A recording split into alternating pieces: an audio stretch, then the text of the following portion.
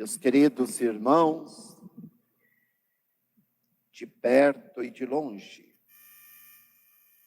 estamos celebrando o 5º domingo do tempo comum. Teremos mais um domingo e depois entraremos no período quaresmal.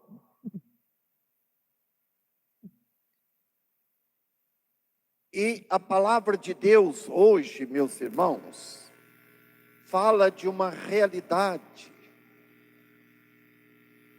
que faz parte da nossa vida humana: o sofrimento, a dor, que faz parte da nossa vida. Ninguém pode fugir do sofrimento.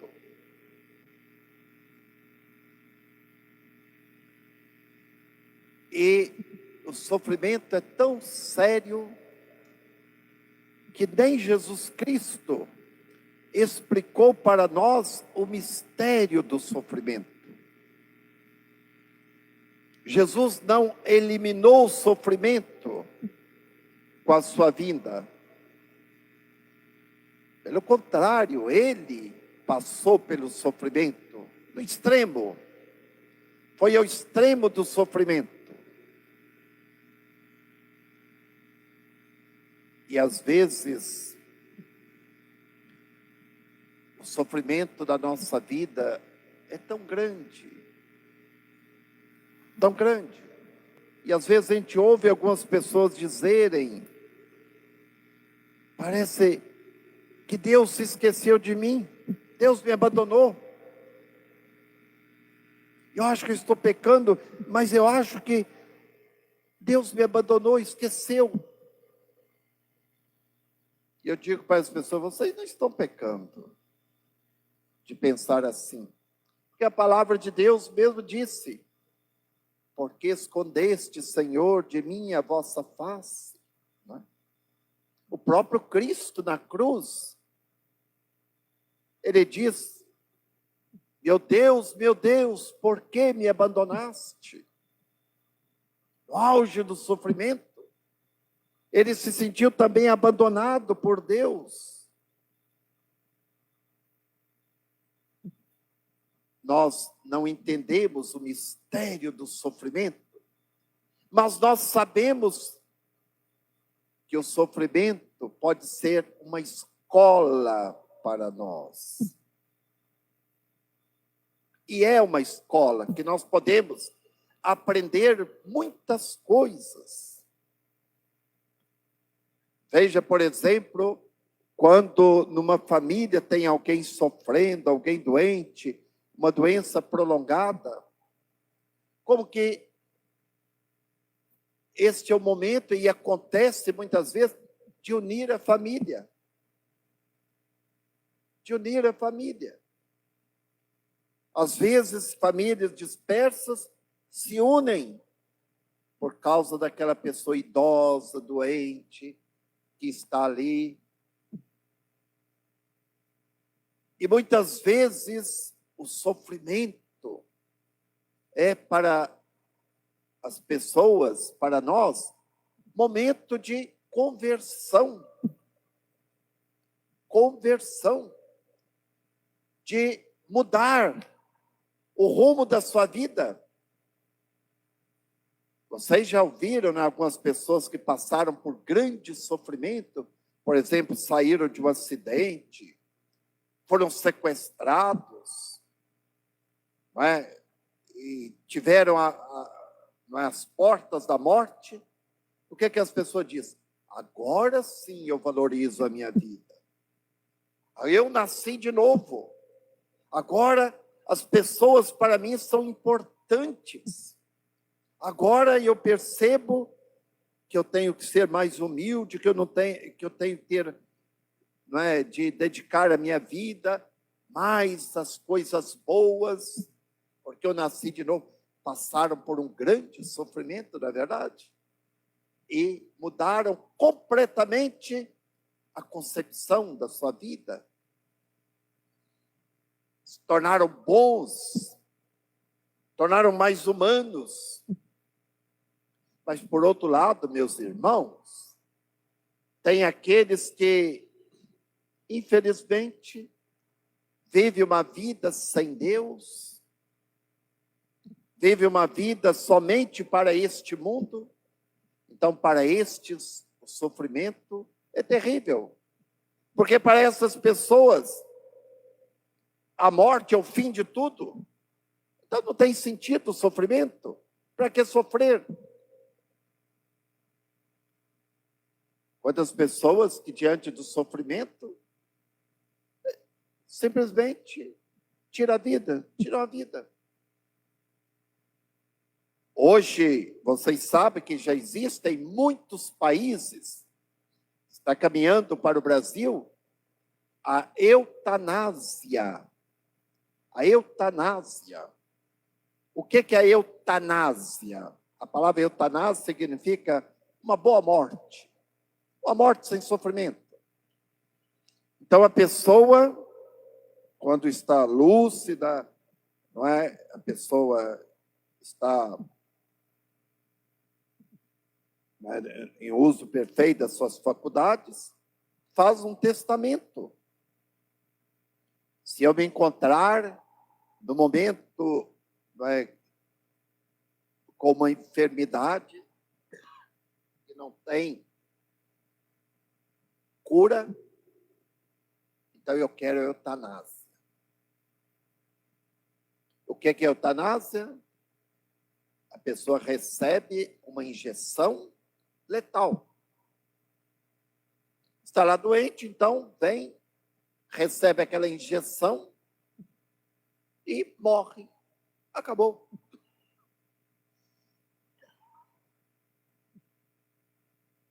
Mas já existe, meus irmãos, em alguns países, já existe, está há muito tempo, aquilo que chama-se suicídio assistido. O que é o suicídio assistido? É a pessoa que faz um documento, registra, quando eu estiver doente, uma doença incurável, não é preciso ninguém me aplicar, não é uma injeção, a eutanásia. Eu mesmo. Então, já existe todo um aparato em hospitais ou em outros lugares, não é, que prepara ali a injeção e a própria pessoa vai lá e aperta aquele botão e ele mesmo recebe a injeção e morre. Suicídio assistido. Para vocês terem uma ideia, em um determinado país, eu não me lembro em que lugar, mas isto aconteceu, e eu me lembro quando eu fiz um curso em Roma de bioética, foi contado este fato, que um sujeito queria a eutanásia e estava lá, em plena uso das suas faculdades, e ele, na hora que descobriram que tinha doença, então deveria tomar aquela injeção, ele se arrependeu. E não queria, mas como ele tinha assinado, a família não permitiu que ele se arrependesse e teve que morrer. Já aconteceu isso. Tá?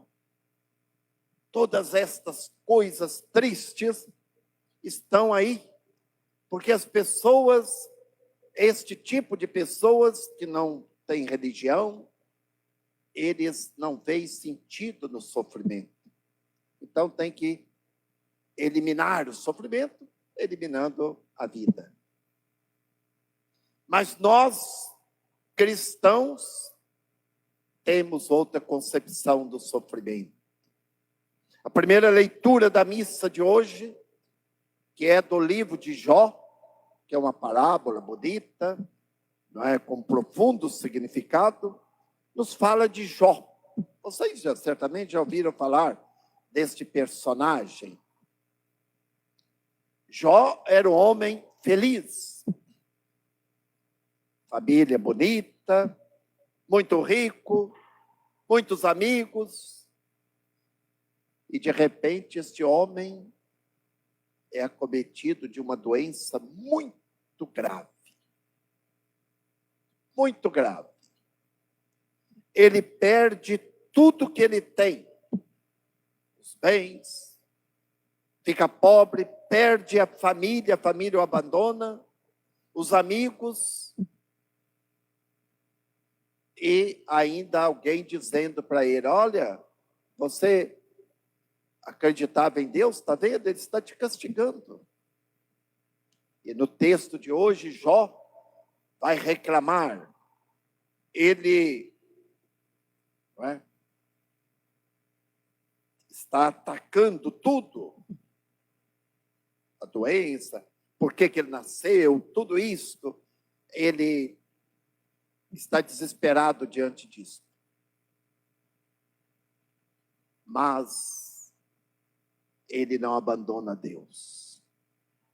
Ele não abandona Deus. No sofrimento, a única coisa que lhe resta é a sua confiança em Deus. É a sua confiança em Deus. Por isso ele vai, ali, dizendo o que adianta nascer, o que adianta isso, o que adianta, mas em nenhum momento ele se revolta contra Deus. Por isso ele é exemplo. É claro que a história continua, depois ele recupera tudo, volta a uma vida normal, porque este texto quer dizer que Deus não nos abandona no sofrimento. E é verdade. Vocês podem observar uma pessoa que tem fé, uma pessoa de Deus, diante da dor, não se desespera. Não se desespera. Eu vejo tanto isso, gente que é padre, que convive com sofrimento, que visita os doentes, como que a pessoa que está ali doente, ela não se desespera, se tem fé. Passa por tudo aquilo e sempre vai dizer: meu Jesus, fica comigo. E é o momento em que nós contemplamos o crucificado. Por isso que para nós o crucifixo é tão importante, porque a nossa religião é a religião da cruz. Nós não tiramos a cruz das nossas igrejas. Vocês sabem que a Igreja Católica não tem medo da cruz, do crucifixo. Nós católicos. Por isso que quando nós celebramos a missa, o crucifixo está aí. Porque a cruz nos acompanha. A cruz significa exatamente o sofrimento. O sofrimento de Cristo para nos salvar, e o nosso sofrimento, como disse São Paulo, unido ao sofrimento de Cristo, serve, coopera para a salvação de todos, para a nossa salvação e para a salvação dos outros. Quantas pessoas que oferecem seu sofrimento, a sua dor, a sua doença, pela conversão dos pecadores. Me lembro uma senhora, que morreu alguns anos atrás, lá no Hospital São Vicente, em Ubá. Depois de uma longa doença, ela dizia: padre, eu ofereço a minha dor, meu sofrimento, pela igreja, pelos sacerdotes. Uma pessoa muito piedosa. E eu dizia para ela: a senhora não sabe o bem que a senhora está fazendo. Não sabe o bem. Só lá no céu, a senhora vai saber o bem que a senhora está fazendo. É sofrer com paciência, né, se consumindo e oferecendo seu sofrimento em favor do reino de Deus. Meus irmãos, o evangelho de hoje continua o evangelho de domingo passado, vocês se lembram? Jesus está em Cafarnaum, naquele sábado, e ali ele faz aquela pregação bonita, todo mundo fica encantado, de onde ele vem tanta sabedoria, fala com autoridade. Jesus expulsa aquele demônio, cala-te e sai dele, vocês se lembram disso? E quando Jesus sai da sinagoga e chega em casa, a casa de Simão e André, só para vocês terem uma ideia, a casa de Pedro fica distante da sinagoga, que a gente sabe isso, indo lá, uma distância daqui no final da praça, não é? Ali naquelas farmácias. Uma distância isso, não é mais do que isso. Porque naquele tempo, no sábado, não podia andar mais do que tantos passos, tantos metros. Era, ainda hoje, os judeus. Então, veja bem que quando Jesus chega em casa, alguém lhe diz: Jesus, a sogra de Pedro está com febre alta, está deitada, está de cama. E o evangelho diz que Jesus chegou lá, tomou-a pela mão, e ela se levantou e começou a servir a todos. É claro que a gente lendo o evangelho, parece que Jesus chegou, simplesmente tomou pela mão. Não. Jesus, no original diz que Jesus a ergueu, tirou ela daquela prostração. Porque a febre deixa a pessoa prostrada, não é verdade? A febre é terrível. A pessoa que está com febre está totalmente desanimada.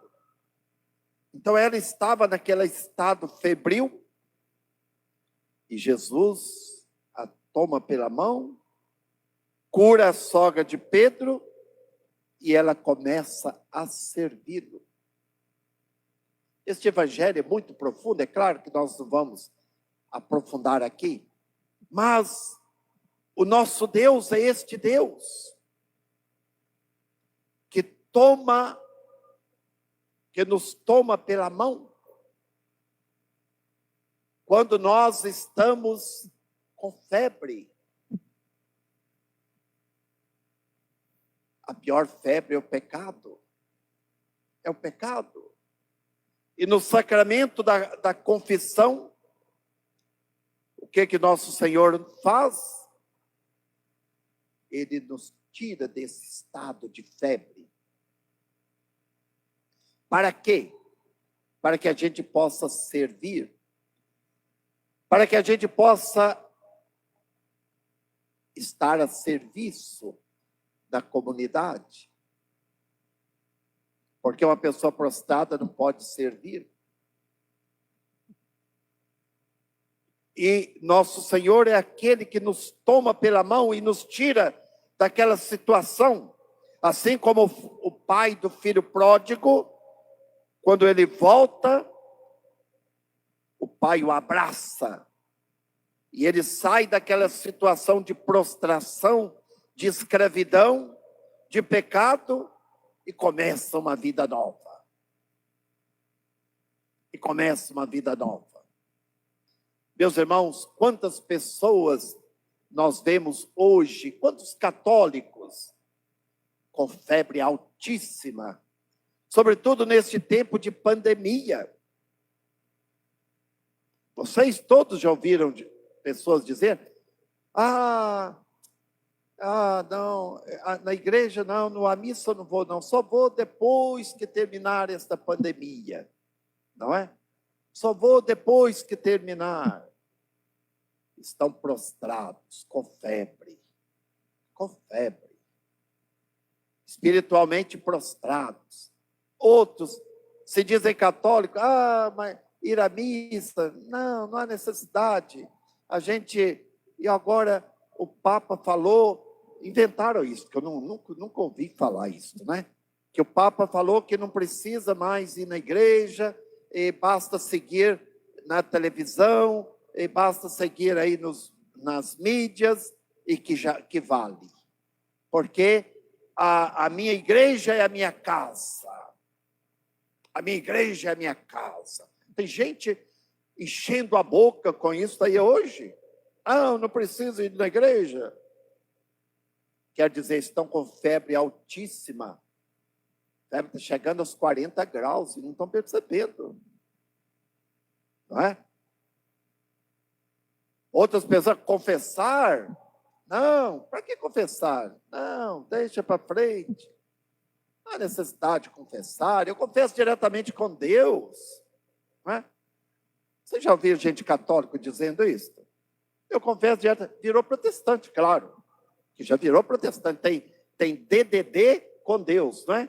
Enquanto Jesus ensinou que o perdão passa por meio da igreja, né? Os pecados que vocês perdoarem serão perdoados.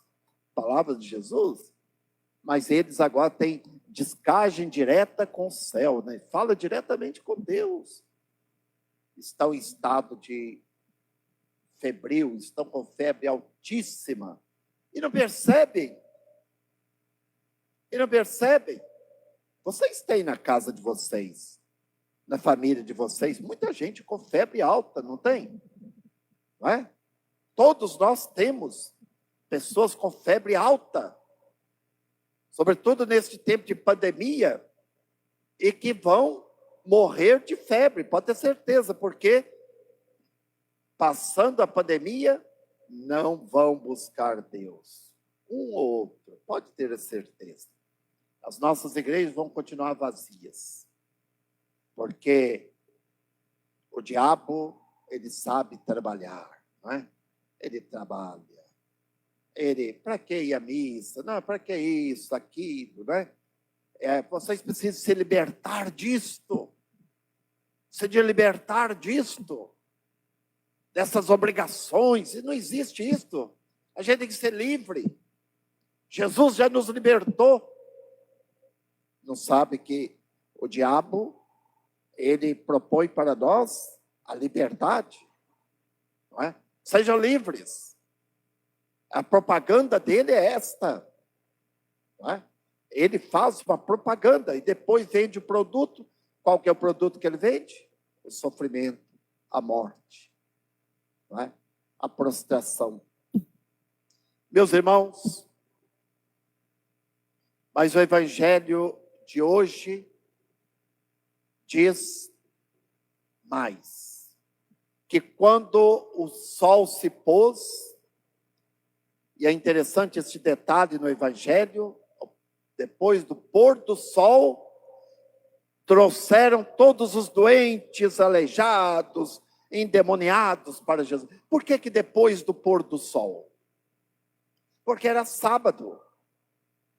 E no dia de sábado, o judeu não pode fazer muita coisa, não pode carregar o outro, não pode fazer nenhum exercício, não pode andar mais. Mas quando começa a escurecer, já é outro dia, e aí já pode.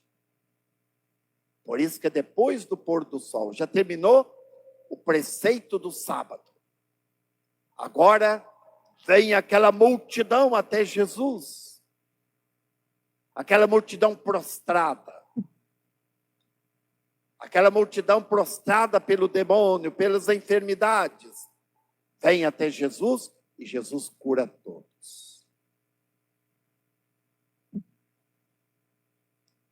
E é interessante, diz o Evangelho, que depois daquilo tudo, né, Jesus, que aquele sábado foi extremamente pesado, tantas coisas que ele fez, ao invés de dizer, agora eu vou descansar, né? Vamos descansar, vamos deitar, vamos relaxar um pouco, porque estamos cansados. Não.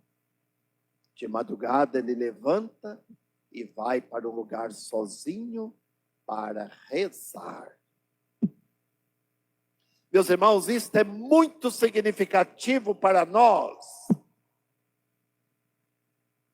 Jesus não é daquele ativismo, tem que fazer, é só fazer, fazer, fazer, fazer.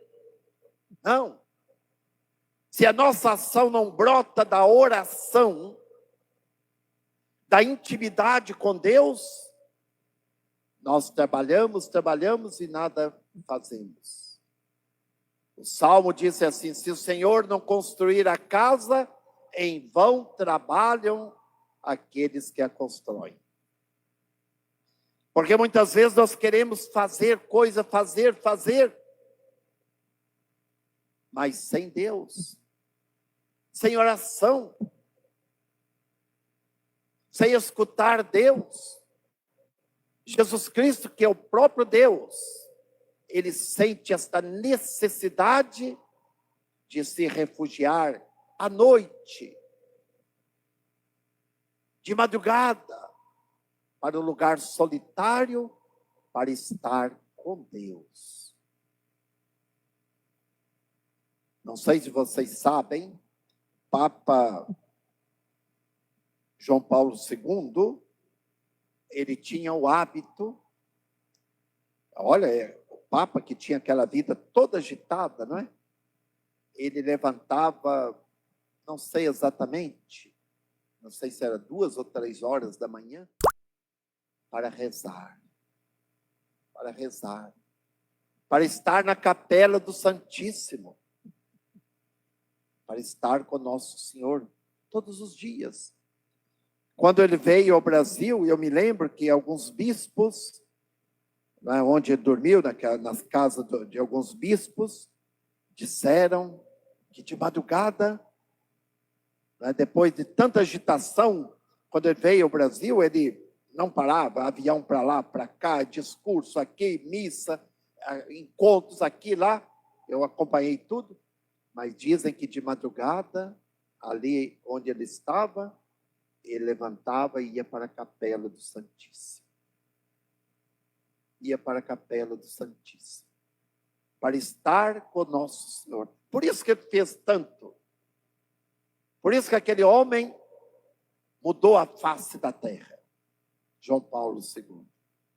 Porque era homem de ação, mas homem de profunda comunhão com Deus.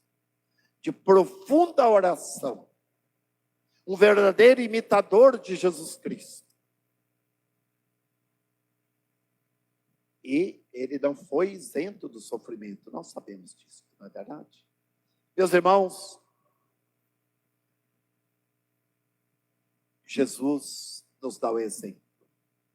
Que a nossa vida, a nossa ação, se não brota da oração e se não leva à oração, nós vamos trabalhar, nos desgastar e não vamos chegar a lugar nenhum.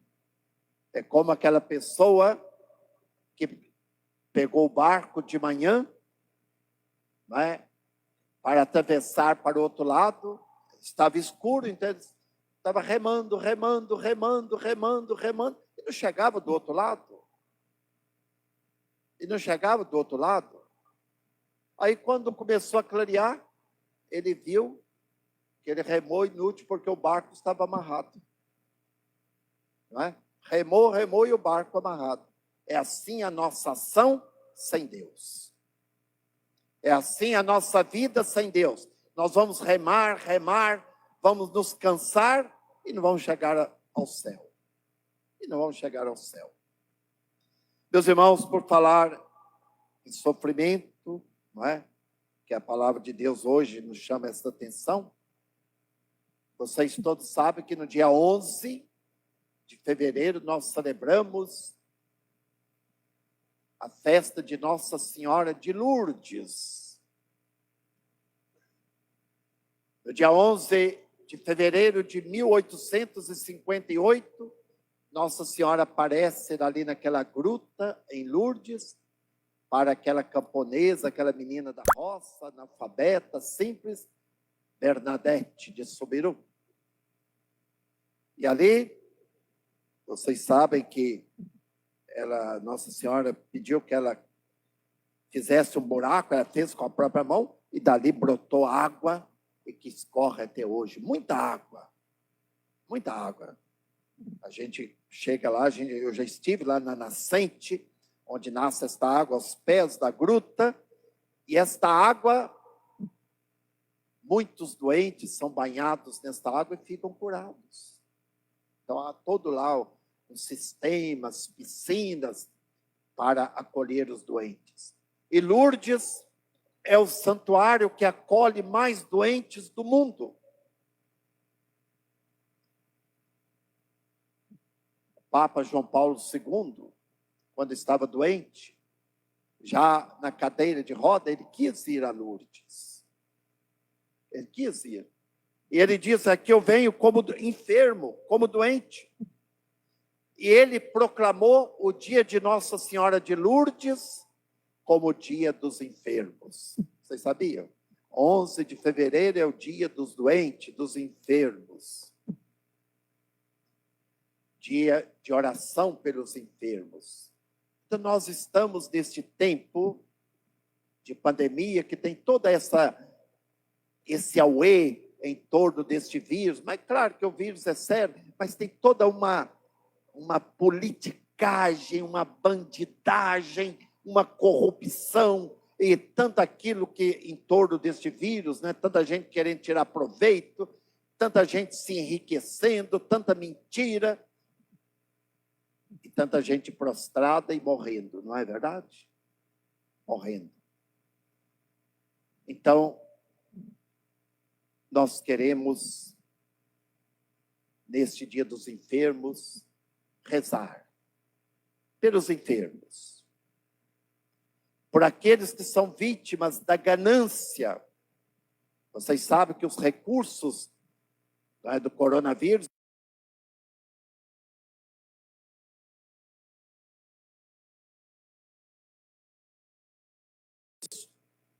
uma parte imensa são desviados. Já estão vindo aí agora o Covidão, não é?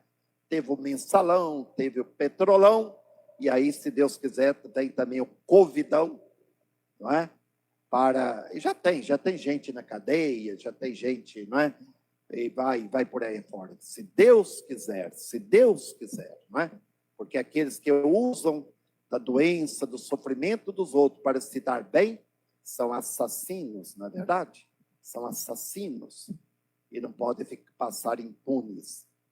Meus irmãos, nós queremos rezar pelos enfermos. Rezar pelos enfermos. Pelas vítimas deste vírus chinês. Mas nós queremos rezar por todos os enfermos. Aqui, mais da metade aqui são pessoas enfermas, a começar de mim, não é? Eu sou enfermo.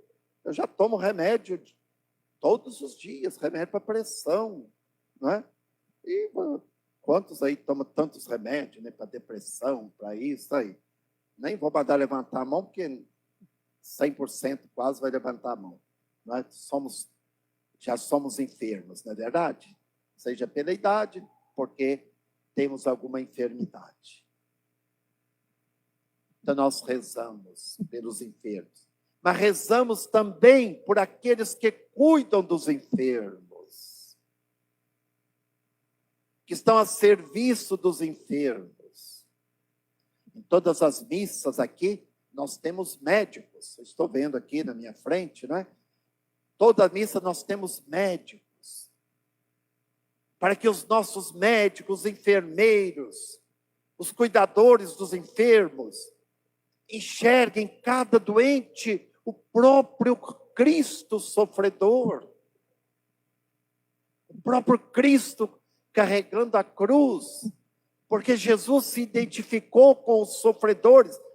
Aliás, o profeta Isaías diz que ele carregou sobre si as nossas dores, as nossas enfermidades. Então vamos rezar pelos enfermos, para que levem esta cruz com resignação, com amor. Rezar pelos que cuidam dos enfermos. Então não vamos esquecer, dia 11, Eu vou falar nos meus programas, né? Nós queremos,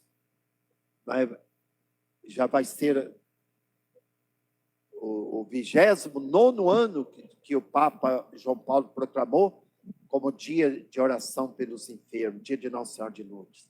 Então vamos rezar.